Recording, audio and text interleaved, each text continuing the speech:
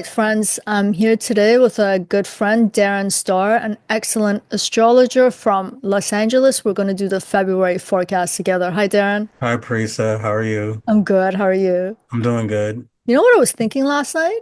Mhm. Since you moved to LA and now your name has star in it, that's very appropriate. That's like, Oh, I didn't even think of that. right? Yeah. The land of the stars, and you're there. There's actually a reason why I referred myself that way. I actually took on that name because it spells out the acronym of my mom's name and Yes. her sister's name. I see. Okay. My mom is the oldest of four, and her first name starts with an S, and her sister's follow suit, the I T, A, and the R. okay. And it is funny because my grandmother named them like that on accident. I I noticed see. it one day and I just applied it to myself because I thought, how cool is that? And I'm the first one to realize that and Yeah. not realize that until I came along. So I thought that was really cool. Very cool. Yeah, it's Yeah. very cool. So we're going to go through the conjunctions of February. I'm not going to list them off at the beginning. I'll put it on the side of the screen or something if I'm able to, because we have a split screen. Mhm. But we'll say them out loud verbally and just go through one by one, starting from February 1st to the 28th, all the big ones. Yes. Yes. Perfect. So we're gonna start off the month with our Venus, which is going to be a long journey because it's going to go into Aries, retrograde there, come back into Pisces, but Mhm. it's going to make its first conjunction. Well, not its first conjunction, but on the first, it's going to conjunct Neptune, and then right away it's gonna move and hit Rahu North Node. So, do you want to start off with that one? Yeah, I think when that happens, that'll be on a Saturday. So that'll be a very interesting weekend for a lot of people. Probably a very spiritual weekend for a lot of people, especially if you're in a romantic relationship. I just spoke to someone who has Venus in Pisces, and her husband, they are actually going to be traveling.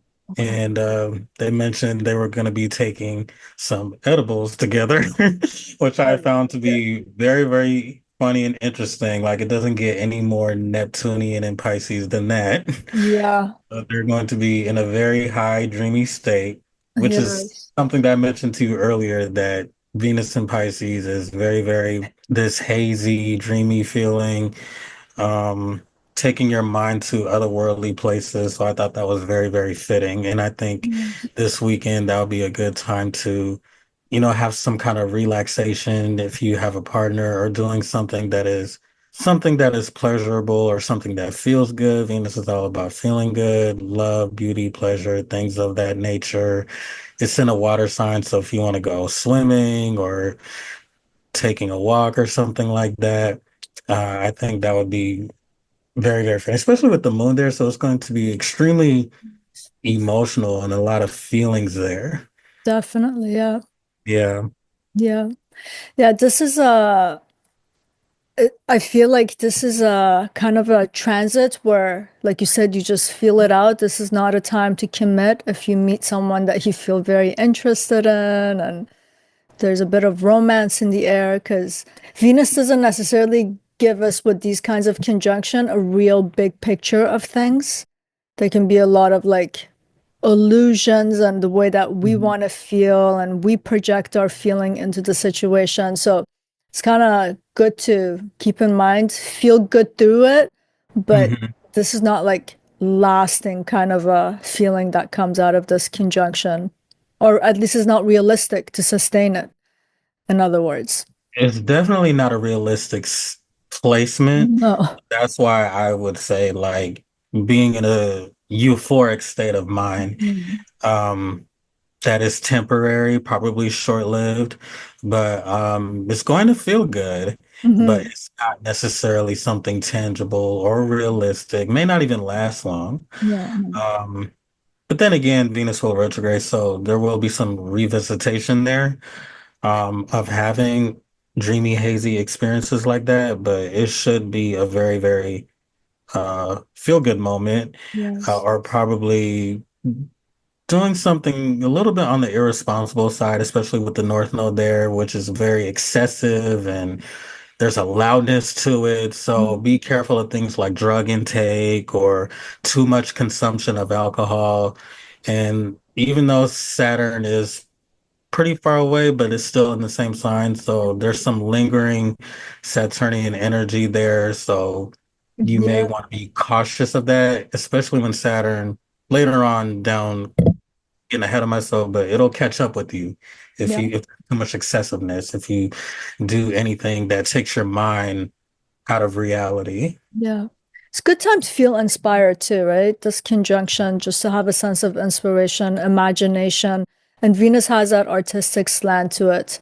So Yeah. joining, just creating a composition that wouldn't naturally come to mind can be induced with this kind of conjunction. So for people who are more artistic on the artistic end of things, this is actually a nice conjunction. But this journey of Venus has just begun, so, and it's creating, I feel like, certain kinds of an awareness Hmm. that's going to come back and then it's going to solidify itself, especially since once when it's on its way back, it's going to hit Saturn again for the second time. Yeah, Saturn can bring some tangibility and realism there. Like maybe you have an artistic idea that probably will come to life or come or have some, it'll come to fruition some kind of way with Saturn there. And also deciphering what you should implement and what you should not, because that's the nature of Saturn is picking things apart and being selective on what should be there and what should not be there. Yeah. Yeah. So I guess in conclusion, we could say enjoy it, but don't blur the lines too much, that Mhm. haziness that can come from it. Because Yeah. this Venus is going to come back, and some of the things that are happening through all these conjunctions through Pisces, Hmm. it's not a one-time thing. It's going to have a continuity coming up, so we don't want them to be repercussions of things that we have to face later, I suppose. Be hazy, but know your limit. Stay within the bounds. Yeah. So enjoy the weekend where it may be where you may experience some kind of high, and then when Saturn catches up with it, it'll bring a very intense, sobering Oh yeah, energy to this. So there will be revisitation to this weekend coming up. definitely. So should we move on to February 4th? Yes. Okay, Mm, so we have two big happenings on February 4th. For one, Venus is going to ingress into Aries, and on that mm-hmm. same day, Jupiter is going direct in the sign of Gemini. Mm-hmm. So this is a very sharp departure from where Venus was. It was all about feeling it, trying to merge and Mm-hmm. inclusivity, bring other people into the picture. And then suddenly we go into Aries, a fire sign, cardinal, inceptive. And Venus is like its opposite of its home, which is Libra. So it's in exile. So Venus is going to struggle in general in the sign of Aries, but it needs to kind of come to that point of what does it mean to be self-possessed? What does it mean to have self-love? While all of its focus so far has been in the sign of Pisces. And again, this journey is not the beginning and end for Venus because Venus is going to retrograde and go back into Pisces. So there's a lot of negotiation. But this first dip from water, it's like a critical degree too now, right? From this water sign to a fire sign and going to a self-oriented sign suddenly. It feels Mm-hmm. shocking. Like if as a person, if I had to experience that in a life situation, like I'm Mm-hmm. hugging someone and we're being completely touchy-feely and then suddenly next blink of an eye, I'm in a ring boxing. Like it feels like Yeah. that. The contrast is too much. Yeah, that is very extreme. Yeah. Those sometimes are very, very different. We do go from this euphoric, dreamy, elusive, intuitive, introverted place that's very, very inconclusive and indecisive on where you're going as far as the nature of Venus, which is beauty, art, love, relationships, creativity, into this impulsive, decisive fire sign. And it just, one minute you're in this, floating place, just like the nature of water. It's very mysterious, deep, and it's like the Little Mermaid analogy I gave to you earlier, where that moment where she's has this desire to do something more explorative, and she signs the signature to the sea witch, and all of a sudden she has legs and she has lungs, and all of a sudden you can't breathe, and then there's this certain rush where she can't breathe, so she has to immerse herself out of the water, and she has this deep, breathing, inhaling air, and now all of a sudden there's this energetic, impulsive, fiery, independent loner type of woman now, because now she's on her own without her family, without her father and her siblings and all of that. And she's walking on legs. And I feel like that is like the nature of the transition from Venus being in Pisces to all of a sudden to this hot, warm place, which is Aries, Yeah. where she's forced to be independent, strong, and okay with being alone and pretty much being in a soldier's domain. Yeah, the boldness that is demanded of a planet like Venus that wants to harmonize and cooperate and have that Mhm. sense of balance, reciprocity comes to a very independent, self-oriented sign.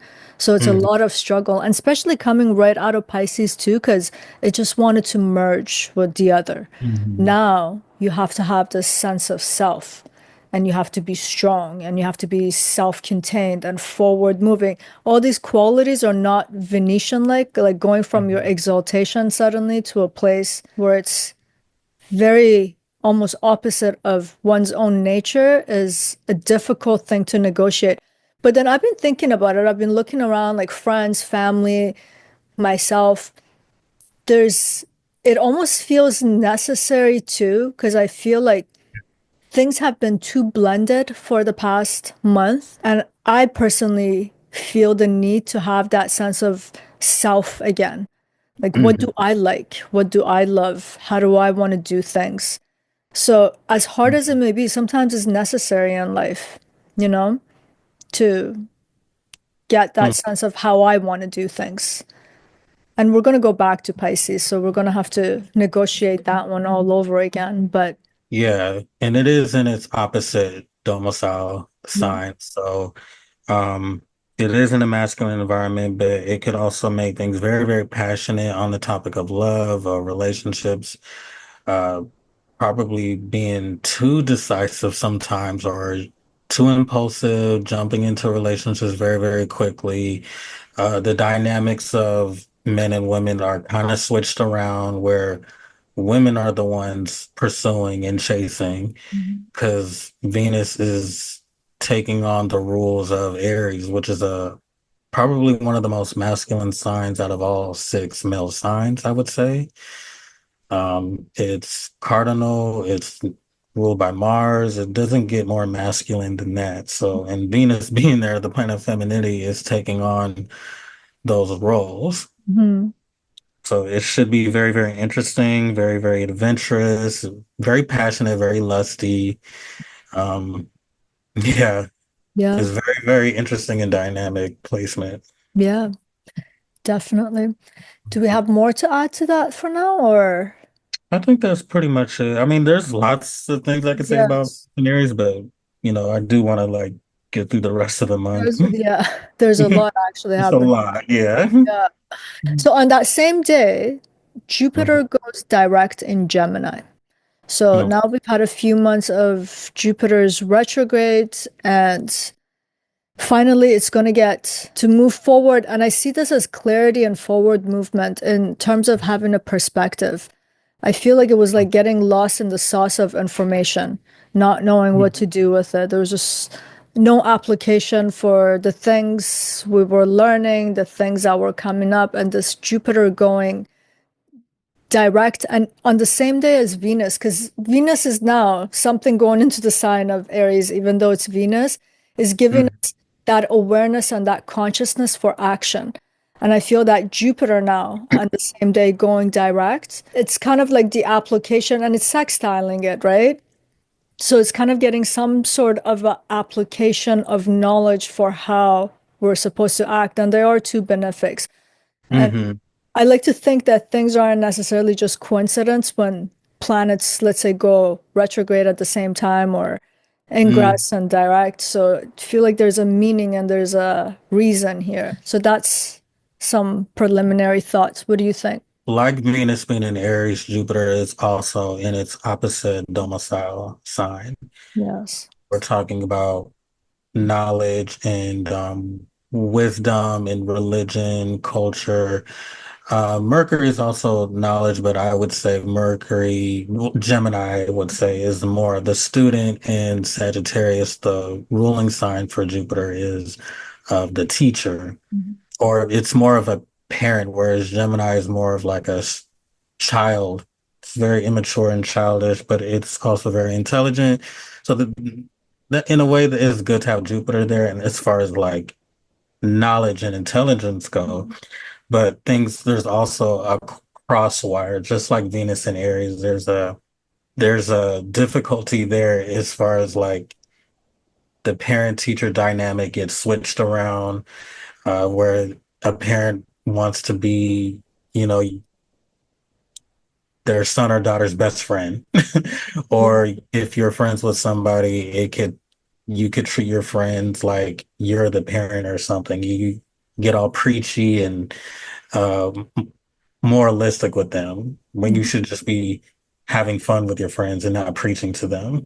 Right. I don't know if you've ever had friends like that. Like if you're out partying, drinking, and then you have that one friend that's like preaching to you, oh, you shouldn't do that, you know. Mhm. So it could be something like that. And with it going in direct, I think the positivity that Jupiter gives, because it is a benefic, I think Mhm. it'll start to finally move along. Like if there's something that has been on a standstill Mhm. in your life, or you know there's something good coming, something good coming. Sorry, I can't talk. Mhm. um, and you've been waiting and waiting, or you've been hesitant to even speak on it. Mhm. Um, because again, Jupiter can, to me, it seems like what is it called? The law of attraction.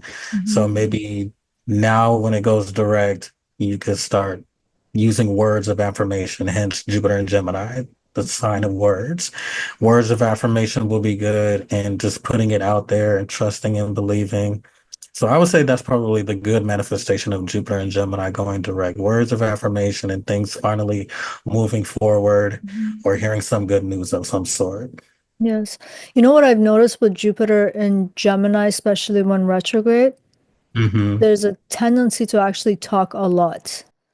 And I feel like Jupiter going direct is also, sometimes we say we want to do things, we have a lot of ideas, like I want to do this, I got to get that thing together so I can do that.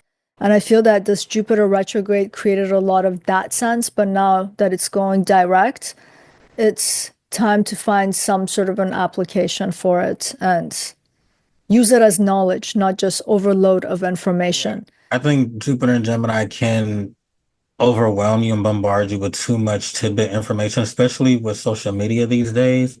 It's so much of that. I don't know if you've been noticing, but it's just so much stuff in the news just being bombarded in your face. And this is another thing with Jupiter retrograding is it can be difficult or challenging on what to trust and what to believe. Yes. So that could be another thing, especially when it starts approaching later in the later degrees of Gemini, and it starts to square the planet Neptune, the planet of illusions, delusions, and deceptions.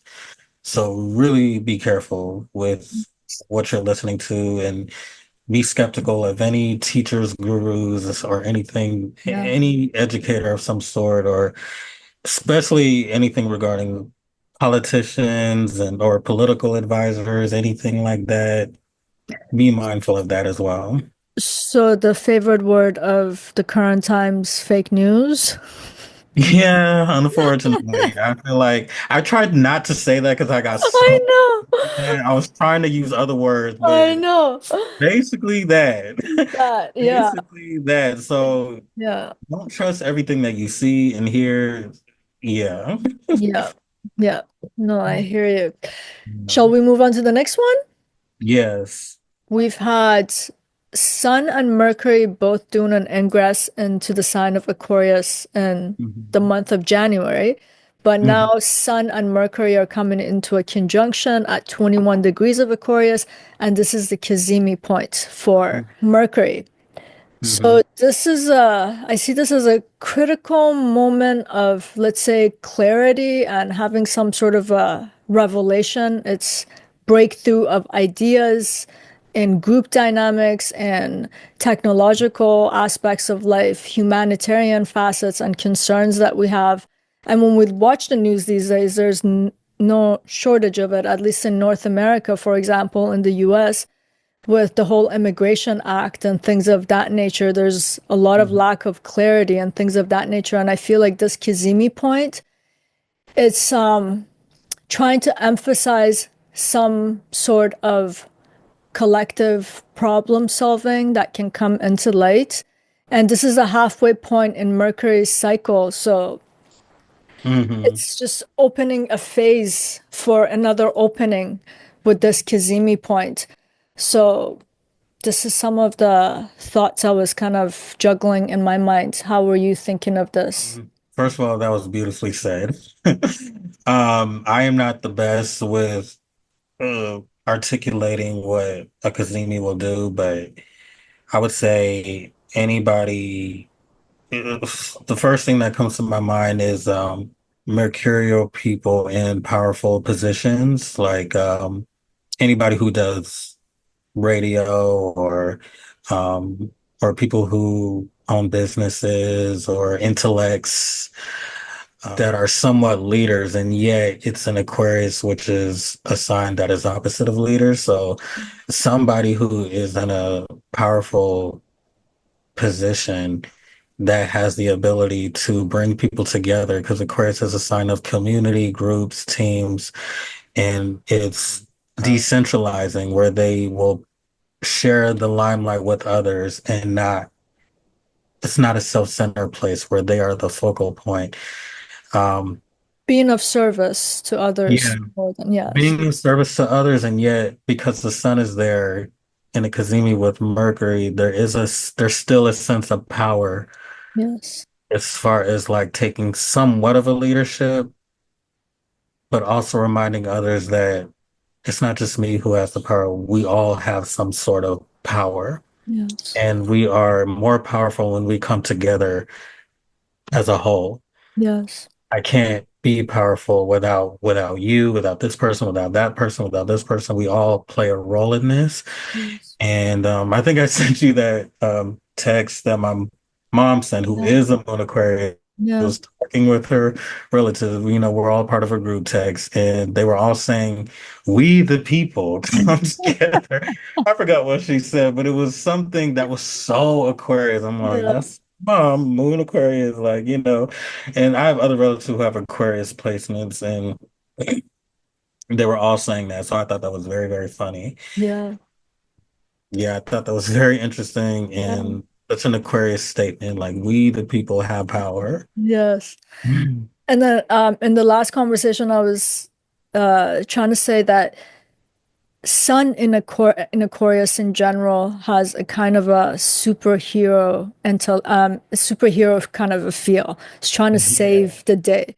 So it is the authority, but it's doing something for the other. And then having Mercury here and having that intelligence and intellect is like the superhero here is a intellectual superhero who's trying to break the old paradigm and ways of thinking Mhm. to create some sort of a communal change or Yeah, something that changes. could benefit a Yes, wide range of a community of people. yeah, And Sun Aquarius does have a superhero complex, I notice. yes, Um, and yet, but it's not self-oriented. It's something that will benefit others, and that's why I like that analogy, man. It does have like somewhat of a superhero complex, or they have this sense of morale hmm, uh, as far as how their behavior affects others. There's a concern there, like how does my leadership skill affect others? yes, Because all air signs do have that indecisive quality. Even though Aquarius is a fixed sign, it's probably the least indecisive out of the three. yes, Gemini being the most because it's mutable, but Aquarius the least. So there's still a stability there, but it's an opposing sign, which is Leo, where there's a lot more certainty and confidence, whereas Aquarius is a little bit more less confident And because there is an internal concern, like if sun is there, how does my heat, how does my authority Mhm. affect others? So that's why the sun doesn't do so well there. Yeah. It's in its fall. Yes. The sun should be able to make decisions without worrying about how it affects. It just needs to get things done. I Yeah. have to make these decisions that are difficult, Yeah. despite how it affects other people. Where sun in Aquarius will hesitate. Yeah. Yeah. Sun in Leo is like being the center, and then putting Sun in Aquarius is as if the Sun has to do the orbiting on the margins and on the periphery. So there's a discomfort with that in general. And Sun in Yeah. Libra has the same problem too. It can't be the center. Now it comes to be about cooperation and the collective and the other. And yeah. Mhm. But I like this Kazimi of Mercury with the sun in general at this point, especially because just right before it too, Jupiter also went direct. Jupiter is a planet of knowledge. This is a sign of intellect, is an intelligent sign, the sign of Mhm. Aquarius.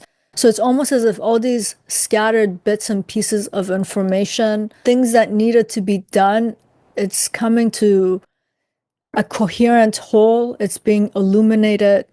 There's some hope for a sense of direction, which will be eliminated by the end of the month with everything moving into Pisces. But at least there's that moment of it right now at this point with all these transits. Yeah, I do like the fact that we are gonna get a moment of hearing some sort of good news with Jupiter aspecting this Mercury in Aquarius, something that is beneficial, or hearing something positive for people who are underprivileged, the marginalized people, probably people who are in some sort of struggle.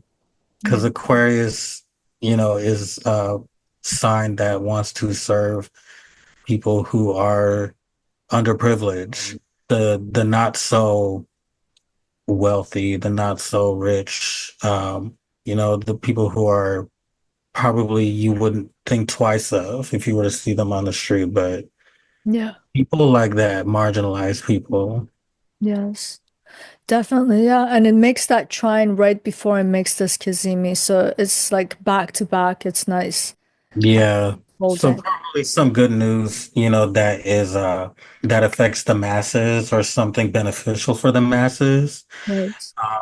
Because right now we just been hearing so much garbage the last month. Yeah. So it'll be nice to hear something good for once, because all I've Yes. seen is nothing but negativity on Yes. television, the news, everything. So it'll Yes. be there.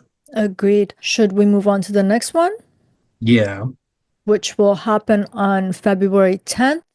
And Hmm. this is Mercury and Sun in Aquarius, Hmm. squaring Uranus at 23 degrees. And Mercury will make the first square on the 10th, and then the Sun the following day on the 11th makes the square with Uranus. What are your thoughts on this one? Well, we go from positivity to weirdness. Yeah, Oh definitely. man, I Yeah. almost forgot about that transit, but Mercury square, yeah, Mercury square Uranus, I think there would be some shocking news that is very uncomfortable. Probably some information that is just unusual. And it is a square, so it's not going to be something that I don't want to say negative, but just uncomfortable, I would say. And Mm-hmm. when I look at the storyline of that Kazimi that just happened in Aquarius, and then Hmm. right away it's going to go into a square with Uranus. So it's Hmm. almost as if that realization or that solution is now the way to break free from rigid structures, to Hmm. embrace some new ideas, but this is going to create friction. I don't see this as a pleasant kind of changing structures. It's almost like things are at complete friction point and coming to their breaking point because the sign of Taurus is very stable. Hmm. Uranus, we can't give it the slant of stability. It wants to Right. change and disrupt. And I just feel because of what just happened with Mercury and Sun, and the fact that both of them are going to be squaring this planet right after, Hmm. they are related. They're not disjointed in what they're trying to indicate. Yeah, Uranus and Taurus for the last 7, almost 8 years, there have been a lot of disruption with Taurus related things like how we utilize money, finances, and we don't know uh, what's the right word? We don't know the dignity structure as far as the outer planets go. Yes. Um, at least I don't think it's safe to say where its domicile is quite yet, but I would bet Do you money. think, sorry to cut you off, do you think we have to give, I know this is going a little bit off topic. Do you feel like we have to give it a domicile? Maybe it doesn't have a domicile. Yeah, I don't think it necessarily has to have a domicile. Yeah. I'm very old school traditional. I feel like the setup is perfect the way that it is. And I feel like the outer planets is just extra, just like the nodes, just like the asteroids, like they don't have a placement of dignity. But I just think if we understand the planets and signs and we can just come to our own conclusion on how it functions there. Yeah. And because Taurus is such a stable, earthy, reliable, loyal, dutiful zodiac sign, Hmm. and you put this electric, somewhat fiery, shocking, surprising, unconventional planet there, I would say the dignity is not good. No, definitely. There's just no technical term for it. There's no technology for it. Because these planets are still new. I know people like to say, "Oh, it rules Aquarius." I disagree for many reasons, but and people say that it has exaltations in other places, but to me, Uranus, from my observation, it has similarities to other placements, other signs. It has this penetrative nature like Mars, but Yes. not quite like Mars. It's not an aggressive fighting No. warrior-like planet to me, but it is penetrative and it is independence and individuality. That is what they have in common. That's what I notice. Yes. So Mercury squaring it is more like I'm going to say whatever I want to say. And Mercury in Aquarius has a tendency to want to spread information towards everyone because everyone is fair game. That is the mentality of Aquarius on its own. So if you put Mercury there, Mercury is words, communication, information, sharing news, sharing knowledge, and all of those things. So I would say Mercury in Aquarius is more like I'm going to say whatever I want to say Mhm. to everybody, It's not regard. personal. Yeah, it's very detached, especially Mercury in Aquarius is very detached and maybe uncomfortable for people who are more private. Mhm. Maybe you have a lot of water in your chart. Maybe you have a lot of planets in the moksha houses, which is our houses of 4, 8, and 12. That maybe make you feel uncomfortable, but Mercury in Aquarius, Yeah. already on its own feels like everyone should know this information. Yeah. And Um, facts are facts. yeah, Doesn't and matter facts are how facts. you feel about it. It's just these are the facts. This is the Yeah. data. Yeah. Right. It may be considerate because Mercury's in Aquarius, and Aquarius, on its own is, humble and doesn't necessarily want to cause problems. But if Uranus is aspecting it, Yeah. maybe a little bit more disruptive than usual. Yes. And then I feel that this square is also saying something about decentralization of, let's say, tourist related things such as money. And I don't know how you would decentralize food, but Yeah. but Aquarius has that sense and that square to it, it's creating some sort of a fluctuation or friction with these kinds of concepts too. Yeah, and it has been like a huge thing with like prices of food Oh, that's in yeah. years. It's been extreme, and we're probably gonna hear some not so fortunate news regarding food prices. Yeah. And Taurus does rule those things of food and money and the value of things, the value of food, in particular. Yeah. So we may not get such pleasant information about that, unfortunately. Yeah. It's Yeah. going to continue to be annoyingly high. Yeah. Yeah. Yeah, with this one, you can expect the unexpected for sure. And then mental agitation too. With I always feel that every time Mercury in my own chart has conjunct made a conjunction with Uranus, and I Mhm. have a heavy Taurus placement chart, there's just this mental agitation. It's just overthinking. There's a sense of nervousness, and I can't exactly put my finger on it. And a square has that kind of a tension point to it too. So it's creating some sort of an uncertainty. So Mhm. that could kind of get the nervous system and that Yeah, internal agitation, the volume gets turned up. there is a nervous energy with Mercury and Uranus. I've noticed where they're in transit or people who have a natally, I noticed there's this anxious antsiness Yeah. there with the nervous system. And whenever they start speaking, it comes out very, very awkward. I would describe it as like socially awkward people or saying things that don't align with the topic that everybody else is on, and everybody looks at them like they're crazy, regardless if the information is true, but it could be like unnecessary information. It's like, why did I need to know that? Yeah. It can be that kind of feeling. Like, why are you telling me this? It can Yeah. bring on, feelings like that where you're around somebody who has Mercury and Uranus and you're just opening your eyes in shock, like, why did they just say that? Like, don't try to figure it out. That's yeah, It's very random. Uranus is very random, I would very say. random. Like it's like electricity, like lightning. It just pow, it just hits you out of nowhere. Like, Mm. what was that? Yeah, whatever that's normative is trying to break from that normative box. It's very out of the box. Yeah, I can totally Yeah. see that. Yeah. That's why I think that's the perfect description is disruptive. Yes. There. Disruptive. Yes. Shall we move on to the next one?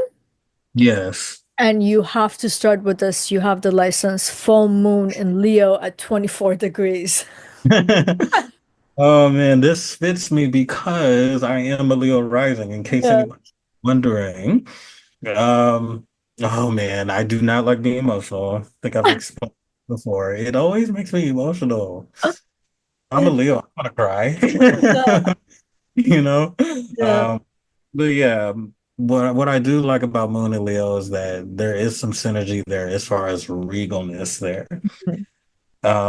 Is expressing your emotions in a very bold, assertive, confident way.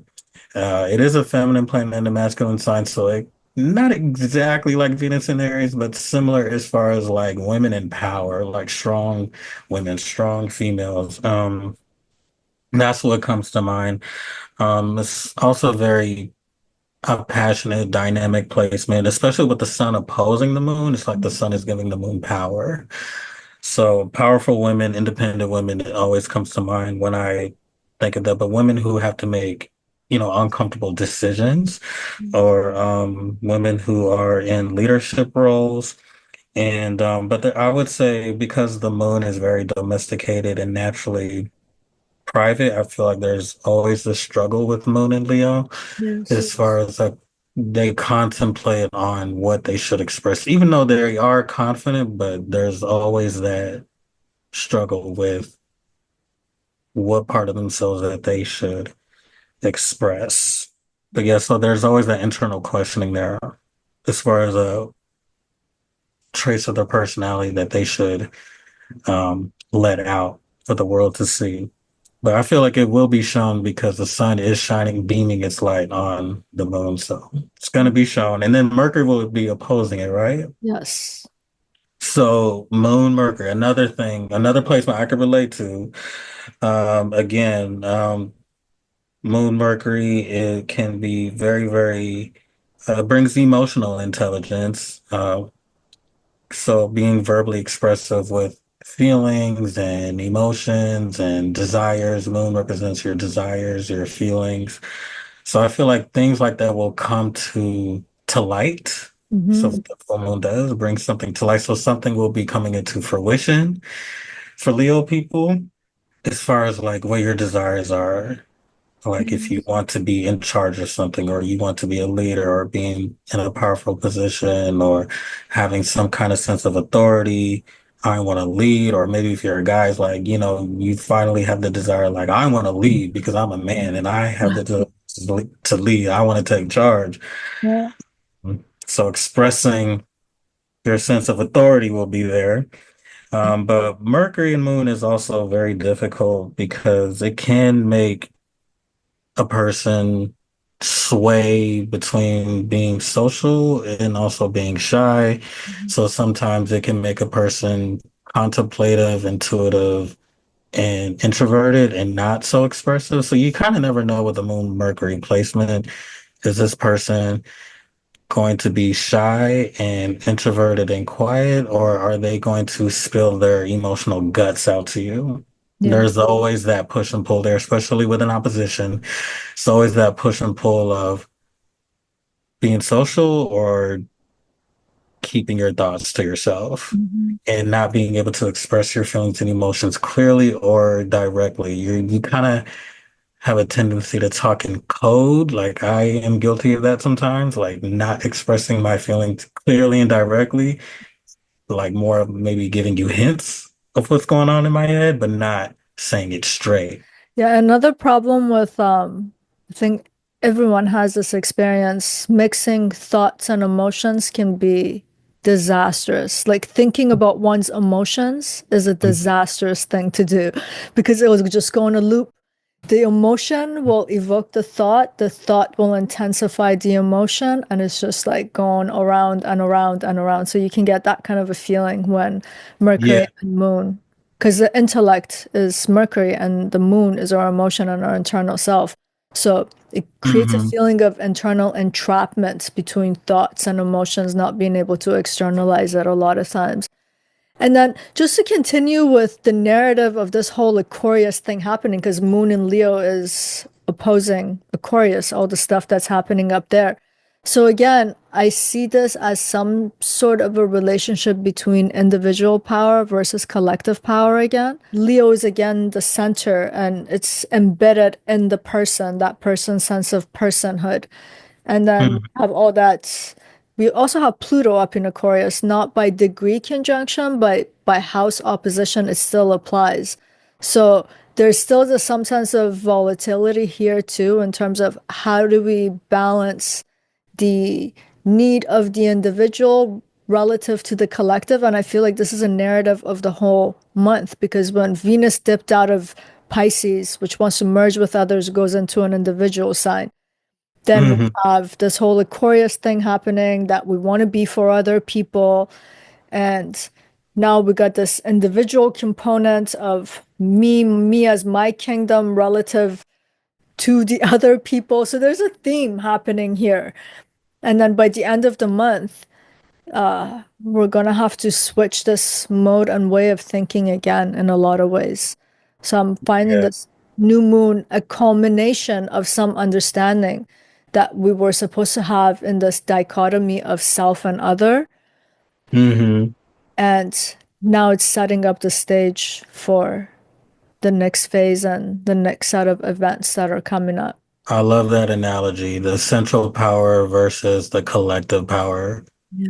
That's very well said. Um, and with Mercury being an Aquarius, opposing the moon in Leo, objectivity could be a struggle with Moon and Mercury. Rationale, detachment, that can be a problem. It's kind of like the personal selfish desire versus what's beneficial for the collective. What is the intelligent, smart, objective thing to do for the collective versus your personal needs and desire that only benefit you. So that's something that has to be figured out with this full moon in Leo. Yeah, I guess one point of awareness is not to create unnecessary power struggles too, because it Mm. feels like with that Uranus aspect too, we're talking something about that too. So yeah, we I think you did an excellent job in terms of explaining this. Shall we move on to the next one? Hmm. Yeah. Oh my goodness. Now we got to the fun part when we were talking about then there's the second part of the month. Oh man. Welcome Mercury into the sign of Pisces on February 14th, where Mercury is in its debilitation. And Mhm. I don't know your thoughts. For me, one of the hardest debilitation I feel is actually Mercury in the sign of Pisces, because we live as human beings, we live in a Mercury kind of a world. We need constant discernment. We need to constantly differentiate this from that. That's Darren, this is Parisa. That's yours, this is mine. So Mhm. we operate that way. So when we put Mercury, our intellect, in a sign that knows no boundaries and no differentiations and differences, it can Mhm. create a lot of confusion. So we have to rely on intuition, and intuitions are never factual. It's kind of like spitting up on the air and hoping it doesn't land on the face. Hopefully it's good intuition. It has a lot of good qualities too, and I hope we'll talk about that, but it's a difficult debilitation. And then considering that there's so much happening in the sign of Pisces, like Sun's going to come into a conjunction with Saturn, Mercury is going to conjunct Saturn, and then North Node, and then Neptune. So it's starting quite a journey ahead. And it's going to go retrograde in Aries and then go back into Pisces again, Mercury's journey with Venus. Yeah.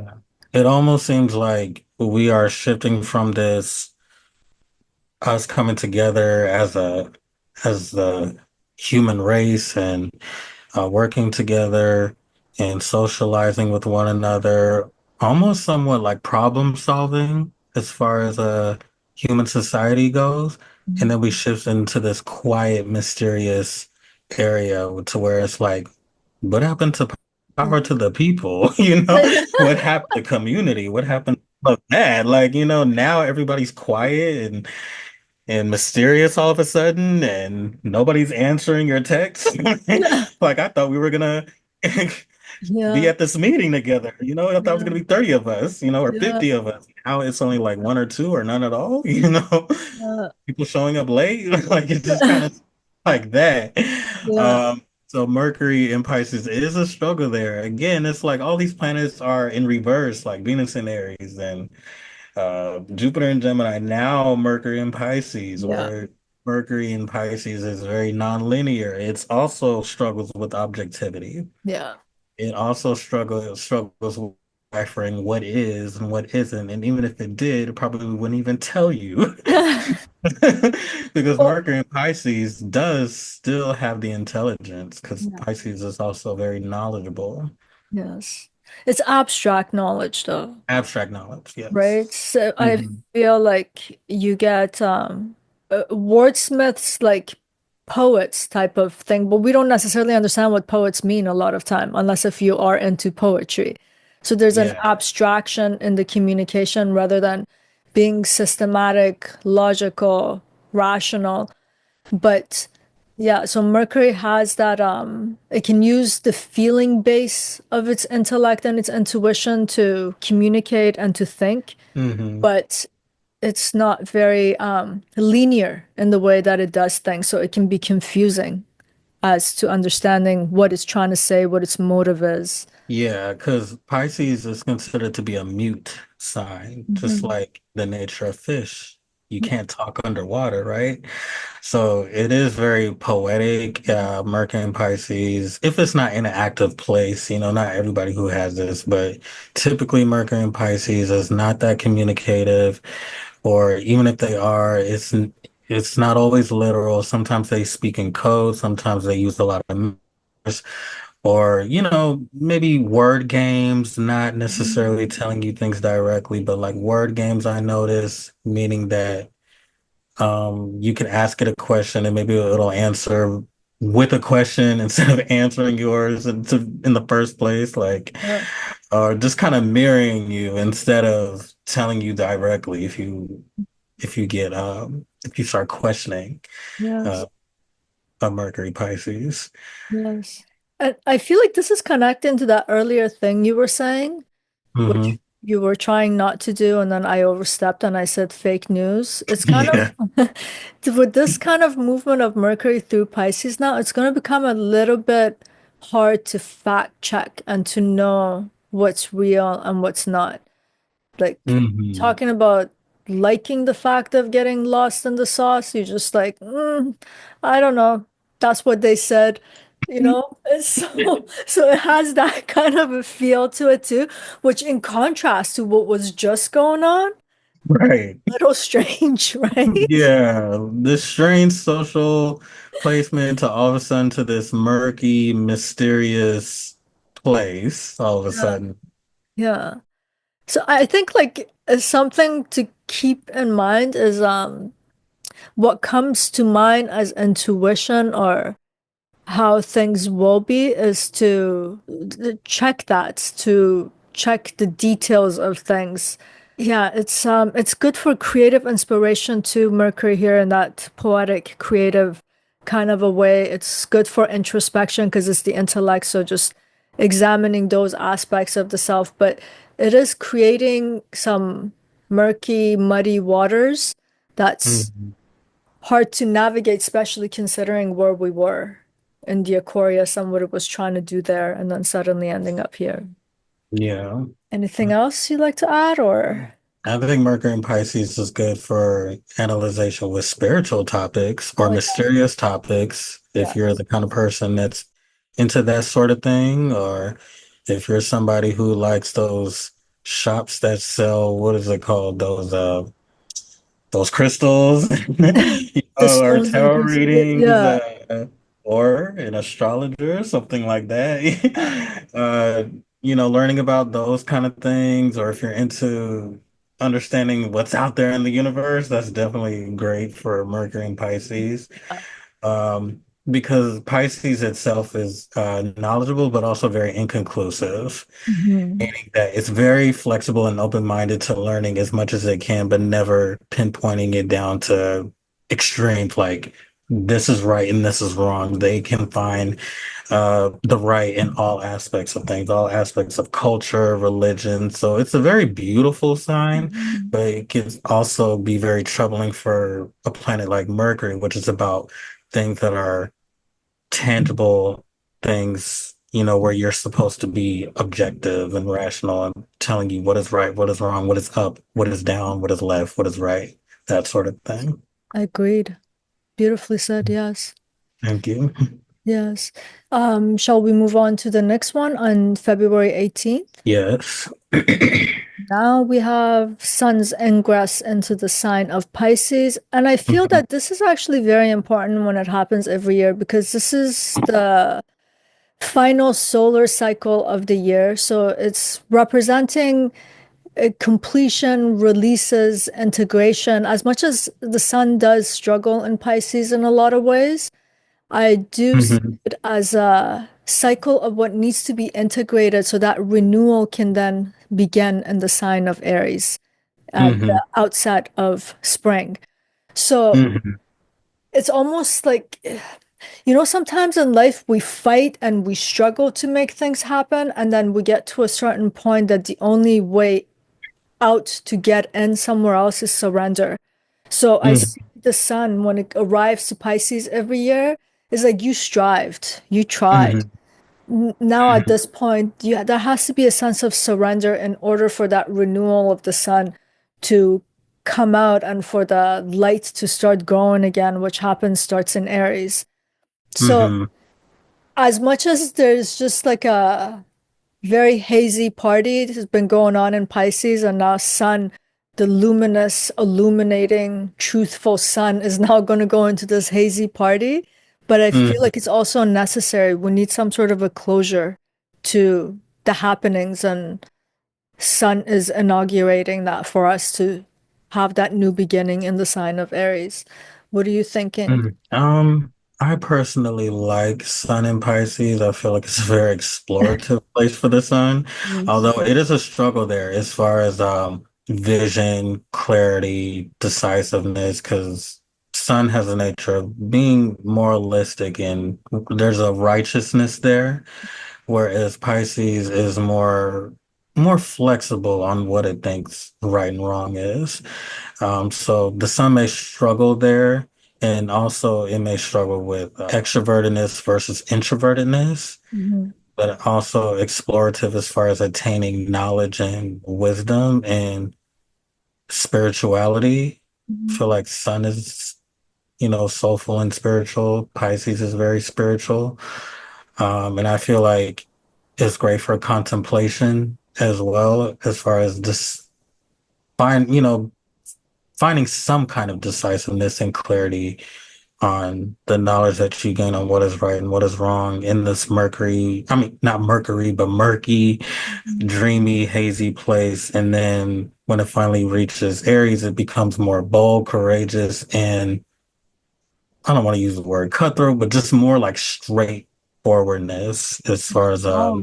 knowing a sense of knowingness on Mhm. what actions to take. That's where I would see Sun's exaltation in Aries does, but prior to that, it has to go through this phase of like attaining knowledge from a bunch of different places because Pisces is mutable, watery, mysterious, Mhm. and yet attaining knowledge from all over the place, really. Mhm. It's kind of messy, but you're Yes. getting something out of that messiness, if that makes sense. Yes.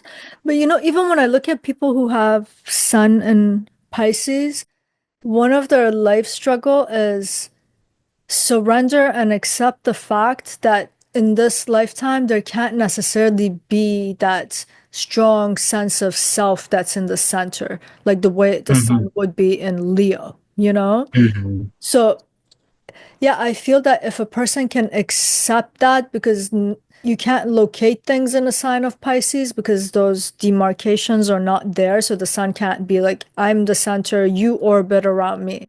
The sun's just kind of orbiting everywhere, not even orbiting, moving, being pulled by the waters to this side and to that side. Again, to the narrative of the month and the transit, again, is quite a bit of contrast, but I Yeah. don't see it as being more dramatic or traumatizing than being in the sign of Aquarius for the sun. Yeah. The sun's looking at its own kingdom from the sign of Aquarius, and it's like, what am I doing on the margins and on the periphery in the sign of Aquarius? Right. In the sign of Pisces, it's almost getting released from that being marginalized almost. So it's just wash yourself off of all the things that were in Aquarius. But the sign of Pisces this year is just not straightforward at all with all the retrogrades that are happening, Saturn being Yeah. there, the North Node being there. It's difficult to navigate these waters this year. I feel like there's a lot of stuff going on in Pisces and in that area of your chart where it's a lot of hit and miss. It's like bits and pieces of positivity, bits and pieces of negativity. Uh, with the North Node being there, Saturn being there, and we'll get to that later. Yeah. But and Mercury approaching there, and it's gonna retrograde there too Yeah. soon, right? Oh man, that's gonna be a tough. Yeah. Um, Mercury's coming back with Venus from Aries, like side by yeah, side, back into at least Venus is exalted while Mercury is going through its debilitation. But we also have the eclipse there, right? The lunar eclipse yeah, is in Virgo, and yeah, the solar eclipse is in Aries, but 0 degrees, so it's very much on the cusp. So it's saying something about the connection of Pisces and Aries, but that's next month. We'll get into that next yeah. month. We'll But save it's it a for lot happening on that the axis this year. Yeah, it's a lot of activity at that very tail end of Pisces and the very beginning of Aries. So Pisces and Aries, you guys will be going through it if you got planets in those areas. I have nothing there, thank goodness. Nothing? Anything on that axis at all, or I no? have no planets in Aries. I do have the North Node in Pisces though. Pisces, okay. So there is an excessiveness with anything that is mysterious. And I do have a fascination with water. Yes, you said Yeah. that. Yeah, I've told you that before. I have a Yeah. fascination with water, deep water specifically. It can be kind of scary too, but I Like have scuba this diving strong hope. or scuba Just diving like deep, deep water? yeah, but I have this fascination with that at the same time. Like, what's down there? And water is very powerful. I would say maybe sun. does somewhat good there, even though it's a fiery planet. But water is also very powerful, just like the sun is Yes. very powerful. Of course, yes. So water and fire, those two elements are extremely powerful. They could either cause a lot of harm and a Yeah. lot of damage, but it could also be very powerful in the sense of healing or growing things, creating things. So it's interesting, those two elements. It's very, yes, and they both have a purifying, like when it comes to spiritual or even material, fire purifies, and what is left of it is the essence when something's burnt, right? And Hmm. then water has that purifying component. Yeah, they're both very powerful elements, like you said, definitely. And I think she likes you because last time when we were talking to around the same time, Hmm. there's that much of your voice, and she's because she doesn't really come on the desk, but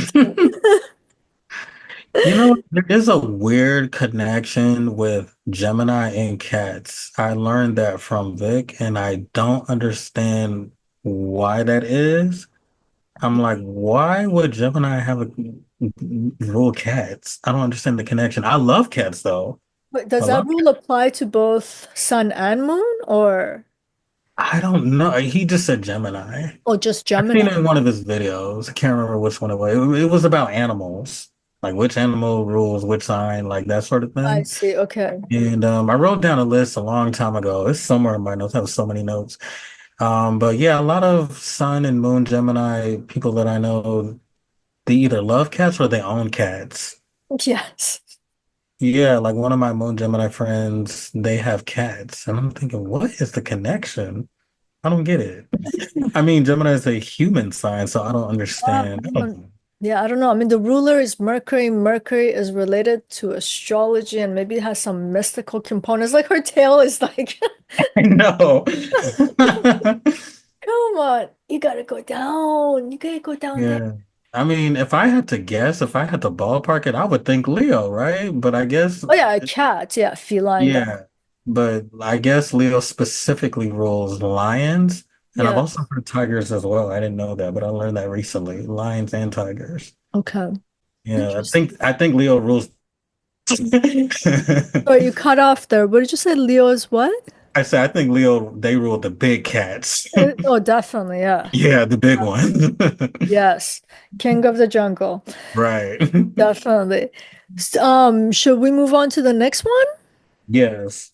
All right, so now we come to the 20th of February where we get Mercury in Pisces squaring Jupiter in Gemini, and at this point, Jupiter is direct at 11 degrees.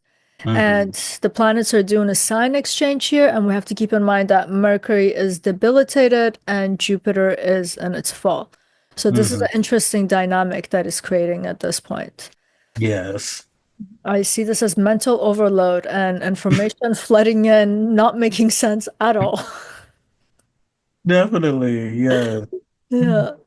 How do you see this one? Well, usually with any planet, any sign, I always pay attention to the dispositor, which is Yes. the ruling planet. So with them trading places in places that are super uncomfortable, this is one of those cases, those unfortunate cases where the planets will not benefit each other. Because if both planets are unhappy, then it's not going to function well, both of them. And these two planets are about intelligence. Mhm. Ultimately, that's the one thing that they have in common is knowledge. One is sharing information and one is learning information and spreading it. And because they're unhappy and they're not functioning well, we are going to get information that is very distorted, exaggerated, probably not the truth. It's not going to be clear. And it's just going to be a mess, unfortunately. I hate to say it, but yeah, it's going to be a mess. Yeah. It's It's going like, to be hard to know what to trust. yes.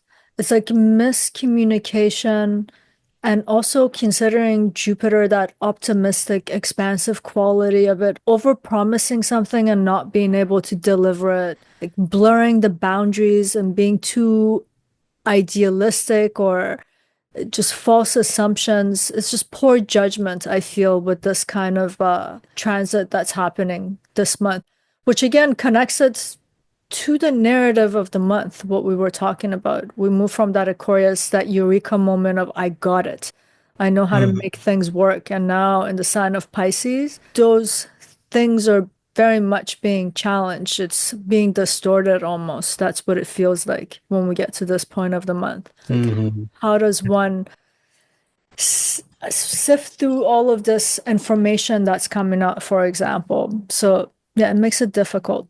Yeah, it's going to be a very confusing time for a lot of people.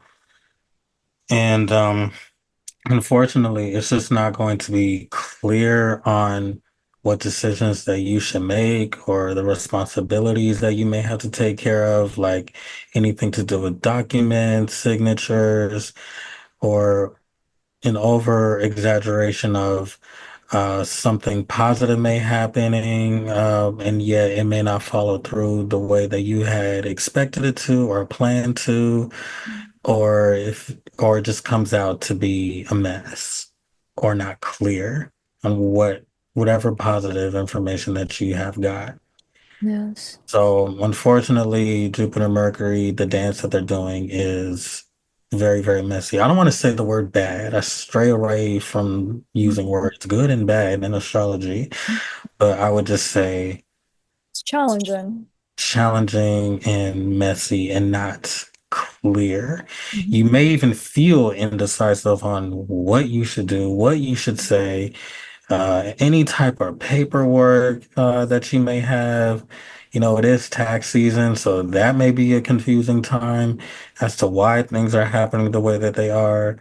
So if you're someone who is doing your taxes, I would probably try to do it while Mercury's in Aquarius. That You would be know, good. because we're talking about, and Pisces is my eighth house. So I really got to get on it before all this craziness gets into my eighth house. So yeah, Leo rising people, be careful. And also Scorpio rising people, because Gemini will be in your eighth house. Yeah, so definitely be careful with tax season Yeah. for those two rising signs. Yeah. Um, so yeah, it's probably gonna hear a lot of information that does not quite make sense. Mhm. Yeah, it's hard to rely on being logical, and we have to rely on our intuition. But what makes me kind of raise an eyebrow at that too is there isn't enough clarity at the moment in the chart because we're not yet talking about it, but Mars is also debilitated. So what kind of action is going to go forward with, and it's in its retrograde motion at this point. It's going to go direct this month. We'll talk about it. But every way that we flip the chart right now, it's hard to connect facts and action together. So, yeah, we have to be super mindful, like something so detail oriented as what you were just talking about, let's say taxes, or not over promising something we know we can't deliver, or not getting lost in the information of being Hmm. on social media and checking things out and trying to make sense of it all. It's difficult this month. Right. It could be very much like a situation just like that. There may be some positive news, like you could, I don't know, maybe you get hired somewhere or you hear some positive information and something happens or so, all right, you got the job. All we need is your signature and you lose your phone and you Yeah. can't make that signature. Yeah. You know, just something really like annoying like that. Like something goes missing, something goes awry, Yeah. uh, misinformation, or expect this phone call at this time, and then you missed the call, or your phone was on silent and you didn't hear the phone. Now you missed your opportunity. Like, and Jupiter is an opportunistic planet, so it could be something very much like that. Something mercurial. It is in Gemini. So it could be something like that, something with words, something with communication, texting, phone calls, paperwork documents, anything of that sort. Yes. Some kind of business idea, in some kind of way it gets fumbled or goes missing, and Yeah. it could be due to you or somebody else. Yeah. It's hard to have a resolution this month. Yeah, and with mutual receptions like that, what happens is that it goes in a loop, meaning that there's no final dispositor. So Mhm. it's kind of like a wrap. spinning on a wheel. Like it just Mm. goes in a circuit. Like you're constantly running around in a circle like a dog's chasing its tail. Yeah. So depending on your ascendant, look at those two houses, those Gemini and Pisces houses in your chart. Yes. It's going to be a circuit there where you're constantly switching back and forth in those two houses. The subjects of those houses will have you in a loop on those two topics in a very annoying, confusing way. Yes, that's a very good point. Shall we move on to the next one, 3 days later? Yes. Okay. So February 23rd, we get Mars and Cancer finally going direct at Hmm. 17 degrees. And this is a big deal because Mars only does its retrograde once every 2 years. So after the retrograde, it's almost as if Mars had a reset. It's a new cycle for Mars in terms of motivations, action, and strategy. I mean, unfortunately, it's in the sign of Cancer where it's debilitated. So it's going to be slow to pick up that momentum and to understand how to get through this. But I feel like once when Mars goes direct, we get that emotional drive back. And I think that's important for completion of any process and to get Mars out of the sign of Cancer too. What are your thoughts on this direct motion of Mars? Well, on one hand, I'm glad that it's going direct because I'm anxious to get things going as far as action and willpowers go, or even energy and drive. However, it is in Cancer, which it's debilitated, and Cancer is a very patriotic sign, but there could with Mars and Cancer, there's this excessive, unnecessary, protective, aggressive energy because Cancer is very protective and Mars is very aggressive, so it could be overkill, like an overdrive with Defensive. yeah, yeah, just a lot of aggression and defensiveness and protecting uh your land or your home life, and it could be a little off-putting to, to other people. And it could lead to violence domestically Mhm. with Mars and Cancer. I mean, look at all the fires that are happening in LA. Like it doesn't get worse than that. Like Cancer, home, land, property, and Mars retrograding there. And like, when any planet goes retrograde, it's closer to the Earth, so the nature of the planet seems to be more in your face. So because it's closer, so you feel it more. So Mars retrograding in Cancer, like, oh my God, so I'm just looking forward for it to go forward and we get this over with, because when it starts going direct, we're gonna have some revisitation of all the damage that Mars has caused, Yes. um, with it retrograding in Cancer and a little piece of Leo. Yes. So Yeah. the first portion of the year is rough. I'm not Yeah. gonna It started off rough, but I wouldn't say the whole year is bad, but No. the beginning of it is bad. Probably up until I would even say May even. It's difficult for sure. Yeah. And I feel that this Mars being in Cancer in general, but then also having its retrograde period there, it's put everyone in a reactive mode. Well, Mars wants to be proactive. So Hmm. I feel that at least Mars going direct, it's almost as if we're kind of reflecting on the ways that we have been reactive and trying to gather that emotional energy at the time, at this moment, to Hmm. start feeling how can I be protective? Well, Mars is moving to a great sign, towards a great sign, which is Leo. But we still have some struggles ahead.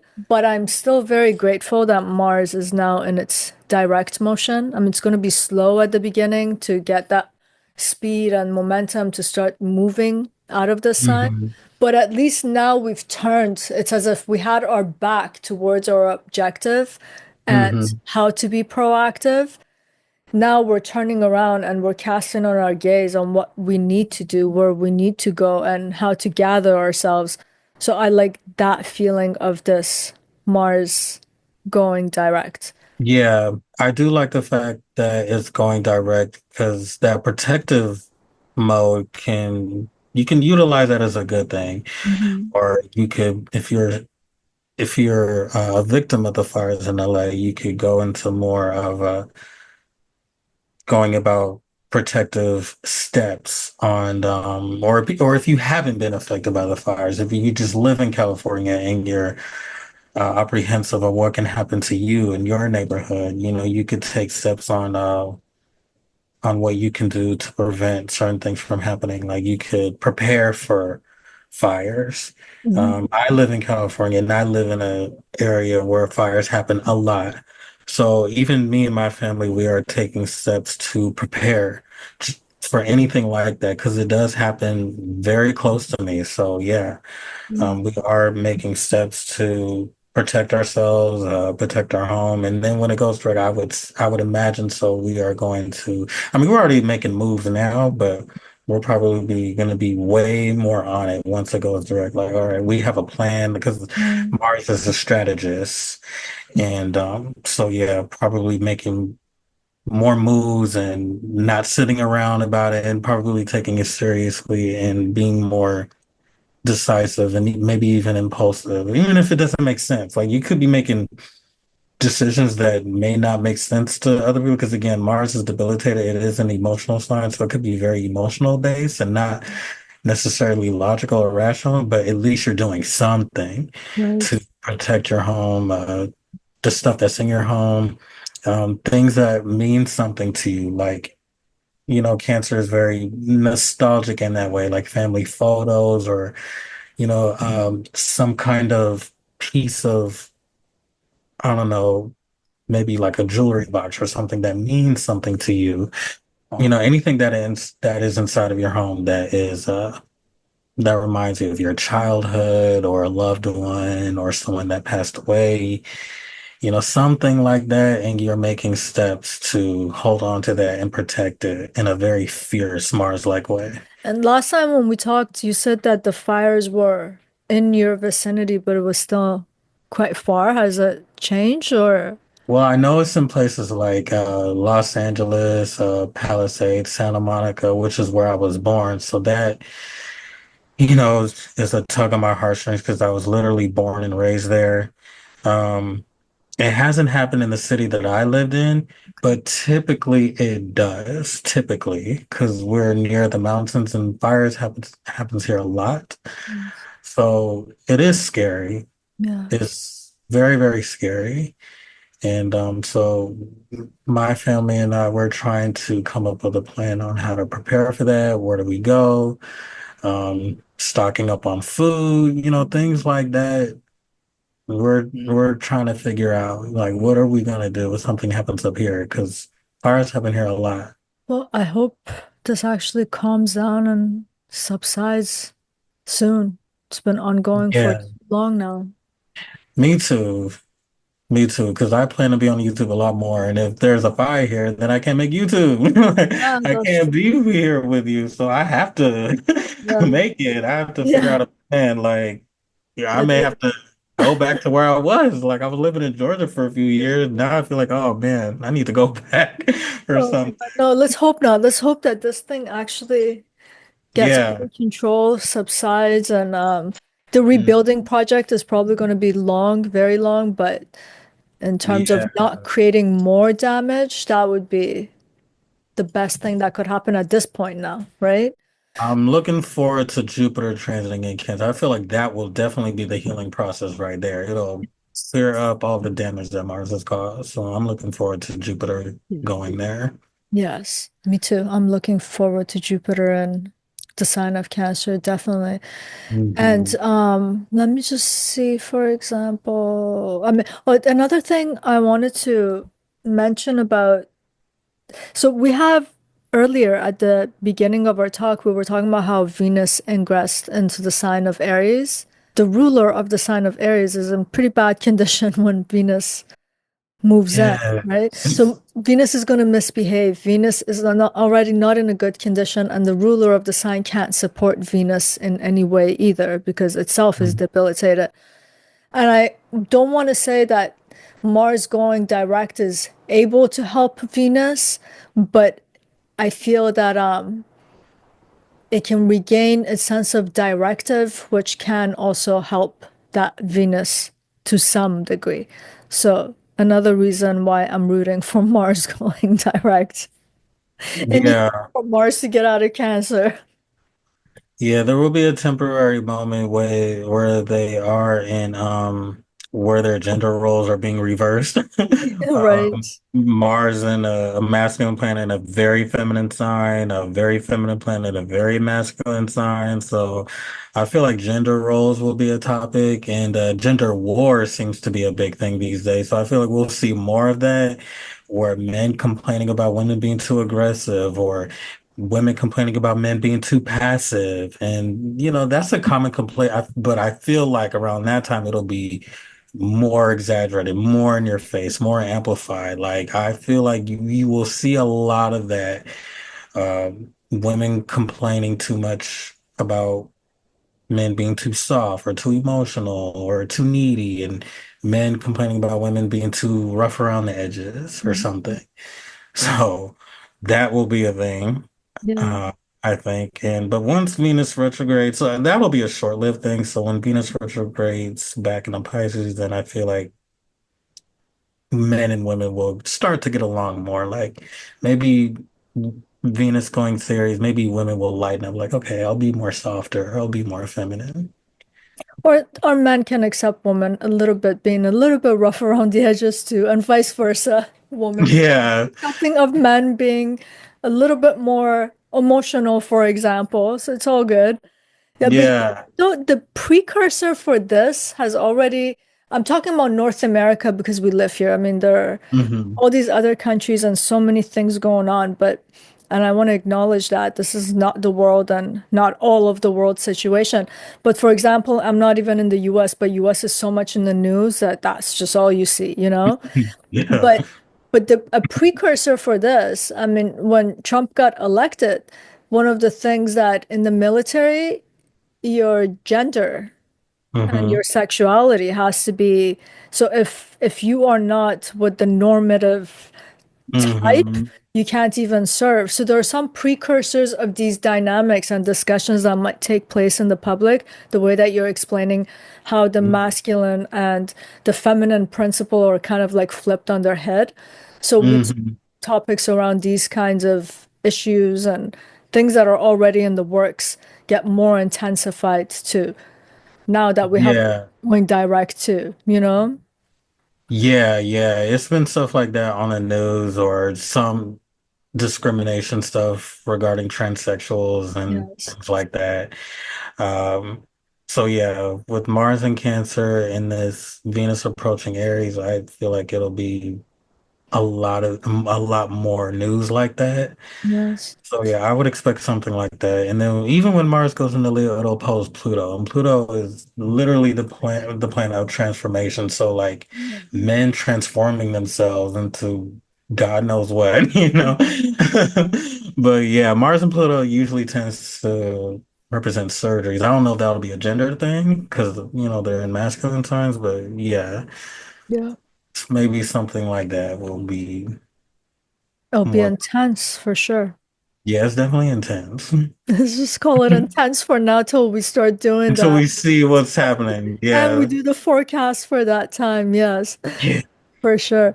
So we have two more transits left for the month of February. Hmm. And you know what? I don't know why, but after everything that's happening, I actually like this transit. I shouldn't. It's sacrilege to like this transit. So on February 25th, we have Mercury conjunct Saturn in Pisces at 20 degrees. So I feel with all this murkiness, weirdness, lack of transparency, the planet of rationality, yes, Saturn's about limitation, boundaries, but it's also very critical. It critiques things. It's a rational mind, Saturn. So Mercury, the intellect, comes into conjunction with Saturn, is forced to fact check these things. It's forced to Hmm. look at, is that really real? Like, what are you thinking about? Hmm. I feel like Saturn's calling Mercury stupid. Hey, stupid. What are you thinking? Are you out of your mind? Have you lost it? What do you mean? So that's why I kind of like this a little bit of reality check coming in the middle of all of this. I don't know, that kind of a feeling of the month. What do you think? I don't like it. I don't like it. Optimism for the end of the month. Yeah, I Okay, mean that's so great. But I mean, like as far as fact checking is great because uh Mercury and Saturn are two rational, logical, objective planets, but it is in a place where that is not so objective. It's very, very emotional, spiritual, but it's also a placement where you could be really in depth on yeah, what you're thinking about, what you're contemplating about, what you're talking about. But it's also extremely quiet. Like it's so. Mercury in Pisces is already a mute placement. So with Saturn there, you're really stifling Mercury to do what it normally does, which is being comedic, being funny and communicative and talking and socializing with your friends. And so the fun aspect of Mercury is completely dead and gone around that time.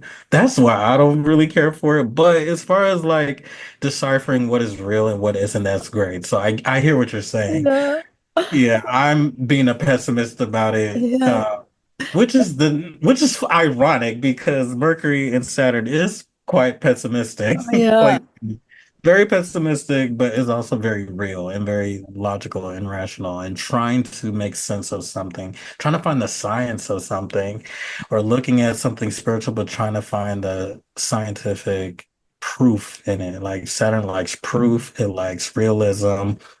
Um, it likes for things to make sense. So Mercury and Saturn, they may struggle to, to make sense of what's there in Pisces. But it's gonna dig and find it because it's Mercury and Saturn conjunction it requires a lot of concentration when those two Mhm. planets are there. Being methodical about things. Yeah, it's But very sobering, it's very serious. yes. But you know what I feel? Okay, so I agree with what you're saying, but I also Mhm. see that Jupiter and Mercury are doing an exchange, right? So Mhm. this is not a mute Mercury in some ways. It's kind of just spewing misinformation. So when it comes to Saturn, Saturn's like stupid. It's better to just stay quiet. You're in the Mhm. sign of Pisces, like just shut up for a second. That's what it feels like almost to me too, you know? But I do see what Yeah. you're saying. It does what the nature of Mercury in general is. And it's considering its agility, its movement, that is its beauty. And when it comes Mhm. to conjunction with Saturn, Saturn slows it down. And we don't want Mhm. to, we want to be able to think freely and to think quickly and have that agility of the mind. And Saturn slows it down. But I'm just thinking about it relative and in relation to all the other things that are going on. And maybe it's not so bad for the intellect to just feel a little bit slower, a little bit more contemplative, become more of a mute for a second. It's Mhm. a quick conjunction, Mhm. but Yeah. it's It is. uncomfortable. It's not Yeah. fun. It's definitely It's not. definitely not fun. No. Yeah, it's not a fun conjunction that's approaching. Yeah. Don't expect to get that phone call. Don't No. expect for that friend of yours or that lover of yours to respond, at Yes. least not quickly. Yes. Um, and if you are someone who has something to say, really think about what you're going to say deeply, very, very deeply. And you may come up with something very profound, something to say that is very profound Hmm. and very, very deep Yes. and probably very lengthy. Mercury and Saturn, when it does come up with words to say or how they want to structure a sentence, is usually Yes. pretty lengthy, and also very, very accurate. And Yeah. there's humility in that accuracy, Hmm. where it could be so wise and so intelligent. Mercury and Saturn is also very wise. Pisces is very wise. Hmm. So it'll be a lot of wisdom, Hmm. what you're contemplating on. And I think it's good to have quiet time. I would say that's the positivity. And, sometimes I like to just sit in the room and just be quiet Yeah. and just zone out and just be with myself and be with my own thoughts Mm. without hearing the nonsense and the noise and checking my phone and seeing all the craziness that's going on in the world. Like I just want silence sometimes. So that'll be a great time if you're that kind of person anyway. Yeah. Another thing I was thinking about why I like this conjunction is because around that same time, Mars is going direct, right? Mm-hmm. And Mars and Pisces trine. And I feel Mars is trying to get emotional direction for a second. It almost feels to me Saturn's trying to, oddly enough, Saturn supporting Mars is like, Mm-hmm. get yourself together. I'm going to quiet this guy down for a second because he has other ideas. Mm-hmm. Get yourself straight. I don't know what the thumb up is. And then it's again not coincidences, I don't feel. I feel like the chart or the transit, the planets are trying to redirect energy, and Saturn's conspiring in this by Mm-hmm. holding Mercury in a chokehold for a second. Yeah, Mercury is definitely on a leash by Saturn. Definitely. Luckily, Mercury and Saturn are considered to be friends in astrology. Yeah. So Mercury is not completely suffering.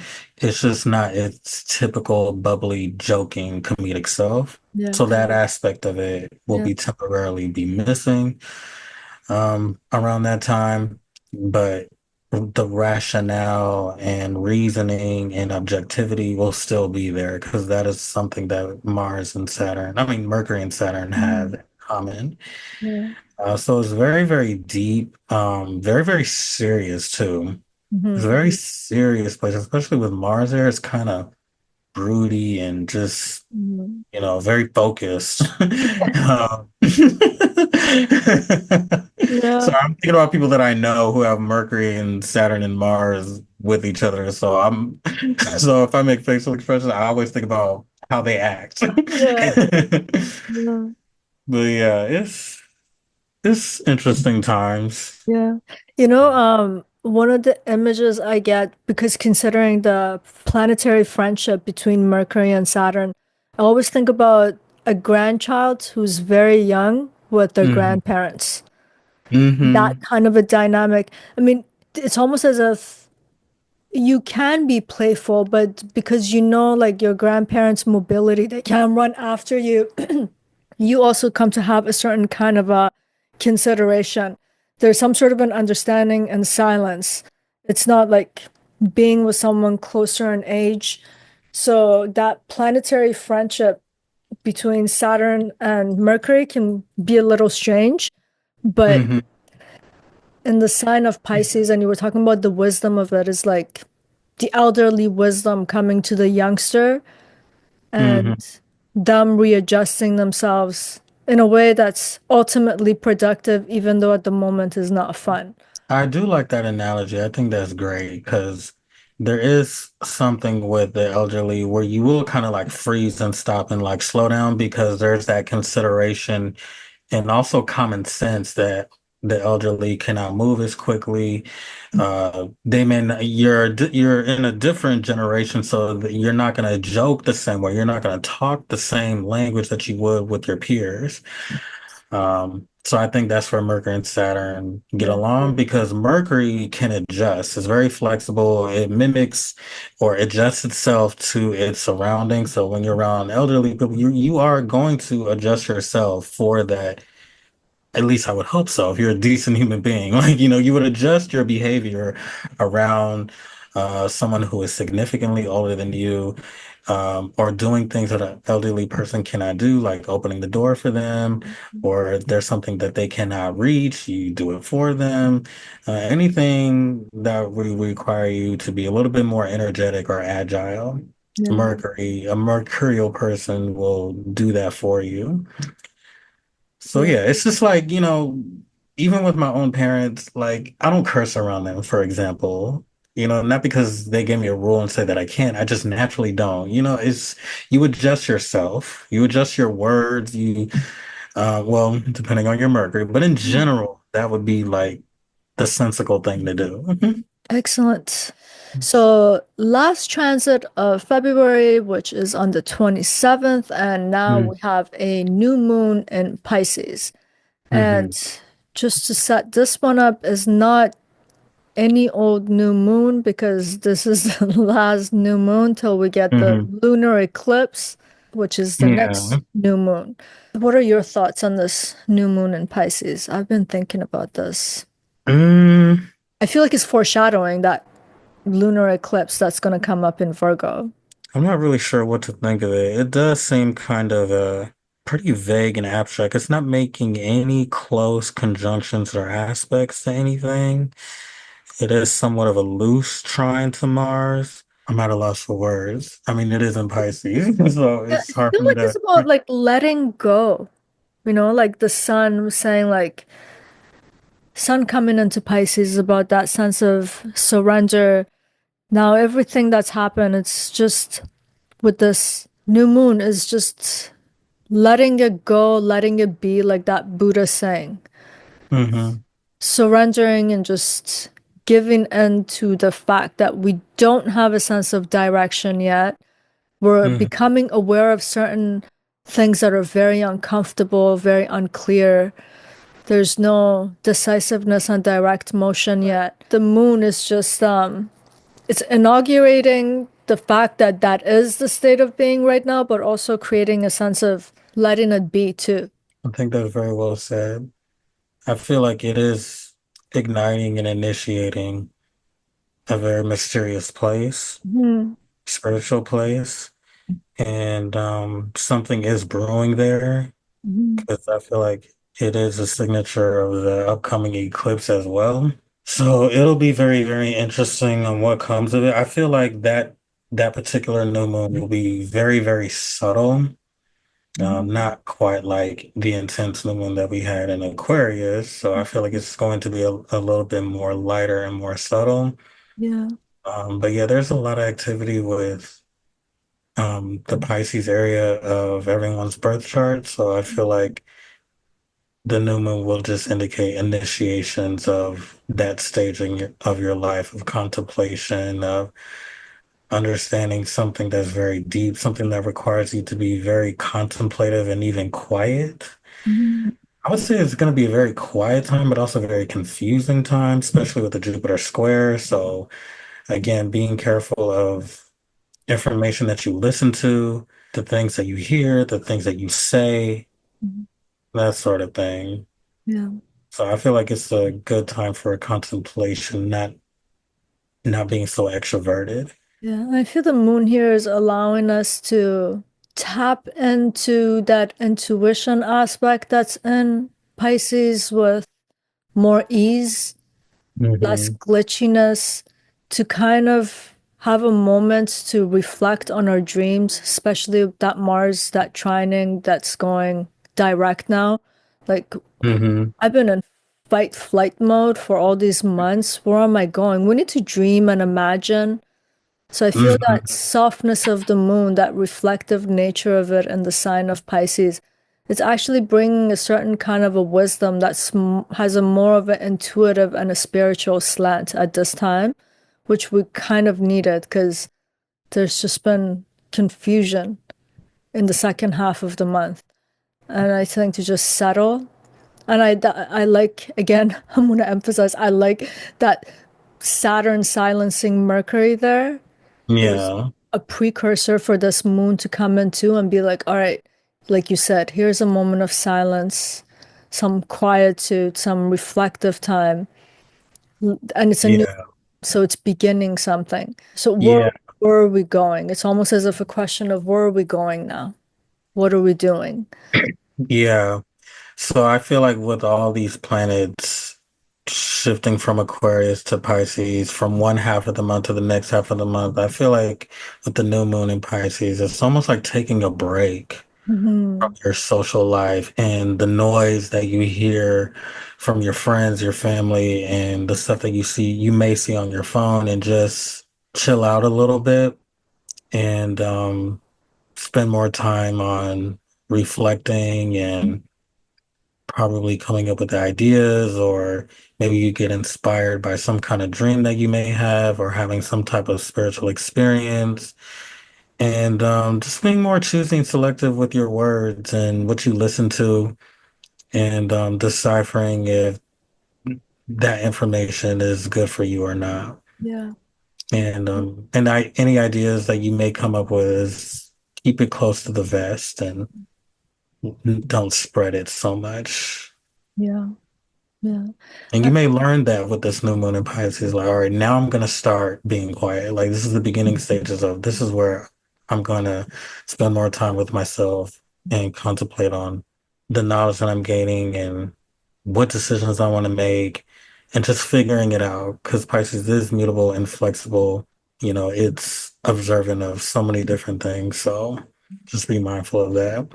And I feel that the moon is almost like posing a question here in terms of what am I willing to dissolve, let be, and let go so that this new cycle can begin. Hmm. And things really get stirred up in the month of March. And I hope we do the forecast for it. Are you down? Yes, I'm Yeah, down me for too. every month. Okay. Yeah. Or is that next month is quite the show with the Venus retrograde and Mercury retrograde and the eclipses and Sun conjunct Saturn. Yeah, it's going to be a lot of fun. Yes. So, should we wrap up the forecast for the month of February here and come back to it for March? Yes. Yes. Thank you Yeah. so much for doing this. Brilliant as always. Love talking to you. And by the way, everyone, um, he was my astrology COVID buddy with also our friend Rita. We used to Hmm. do these Zoom talks and stay sane by talking astrology for hours, Hours. all day, All day, hours. every day. And Yeah. I regret not recording some of our conversations because we have said brilliant things to one another. They were great talks, and we're gonna give a shout out to Victor Cara for linking us all together, and we all became friends. Yes. Yes, he is our guru and he taught us everything that we know. Yeah. So one of the best Vedic astrologers that Yes. I learned from, like incredible, incredible. Yes. Shout out Victor Cara. Check out his channel on YouTube. And I think that's good for today. Yes. Yes. Thank you. Thanks, Parisa. Much love. Till next time.